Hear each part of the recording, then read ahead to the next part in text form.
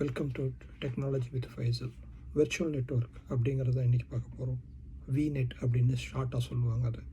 அதனுடைய காரணம் என்ன, அது எதுக்காக யூஸ் ஆகுது, அதனுடைய பயன்பாடு என்ன, அதுவும் இல்லாமல் இப்போ நம்ம விஎம் ப்ரொவிஷன் பண்ணுறோம். விஎம் எந்த சப்நெட்டில் உட்காரணும், அப்போ அதுக்கு என்ன ப்ரைவேட் ஐபி வேணும், பப்ளிக் ஐபி வேணுமா, அது எப்படி வேலை செய்யும், அது மட்டும் இல்லாமல் நெட்வொர்க்குடைய முக்கியத்துவம் என்ன அப்படிங்கிற பல்வேறு விஷயங்களை இதில் விளக்கியிருக்கோம்.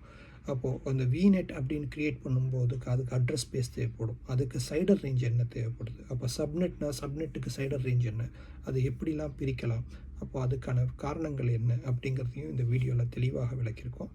பாருங்கள், பார்த்துட்டு அவங்களுடைய கமெண்ட் என்னன்னு சொல்லுங்கள், அவங்களோட லைக் பண்ணுங்கள், மற்றவங்களோட ஷேர் பண்ணுங்கள்.